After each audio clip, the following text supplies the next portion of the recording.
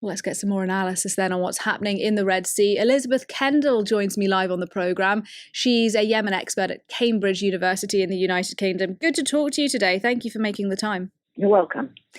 It's clear these Houthi attacks are escalating. We're just seeing a report here in the newsroom that the Houthis are claiming an attack on 2 ships with drones just today.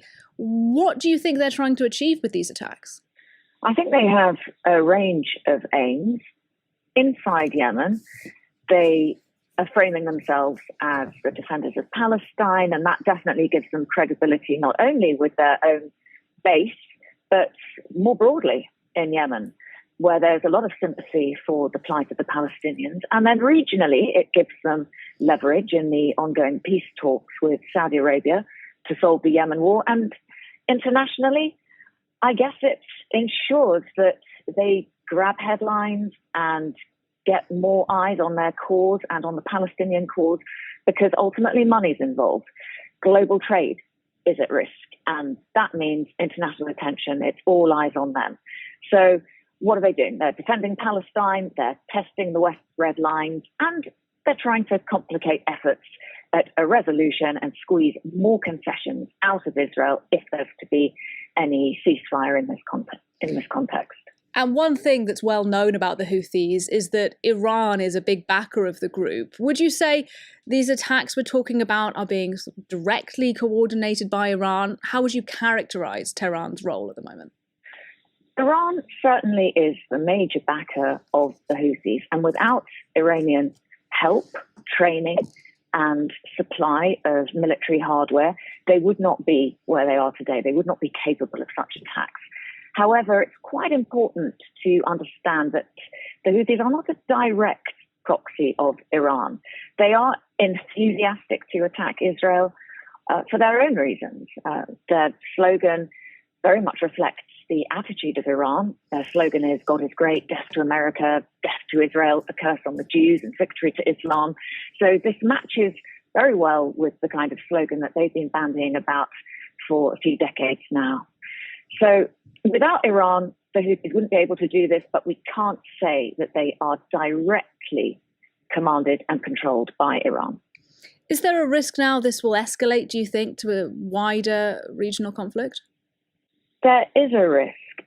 In fact, in the context of the Israel-Gaza war, it's probably true to say that the Houthis in Yemen are the most likely route to regional escalation if it does happen. I think the problem here is that the West is in a dilemma. It knows that it has limits on its retaliation because it does not want to become embroiled in another Middle East war. So the Houthis are just testing the limits that they can go to. We must understand that the threat is already escalating. The conflict is already escalating. As you reported, global shipping is now affected. There's going to be knock-on effects for consumers and for markets globally. Insurance premiums are going up, and the cost will finally go on to consumers. The threat began as a verbal warning from the Houthis. It then turned into missiles and drones. It then pivoted to shipping linked to Israel, and now it's apparently any shipping heading towards Israel, but indeed it looks broader. So the threat is already escalating. You touched on this earlier, but I want to ask you a bit more detail about how this is playing out inside of Yemen. You say the Houthis are partly acting with a Yemeni audience in mind. Do they have broad support for what they're doing, do you think, inside the country? I wouldn't say that the Houthis have broad support for what they're doing domestically, but do they have broad support for what they're doing in the Red Sea?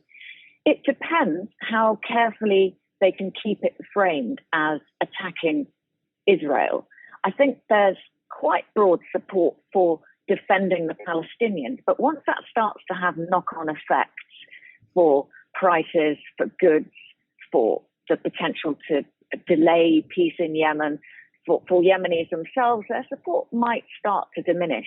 But it is worth pointing out that this isn't just some rebel tribal group. These are hardened fighters. They've been at war on and off now for 20 years, since 2004, with the latest round of war almost 9 years.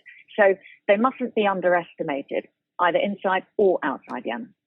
Elisabeth Kendall, lots more I'd like to talk to you about, but unfortunately we're out of time. Thank you very much indeed, though, for your analysis here on France 24 today. You're welcome. Thank you.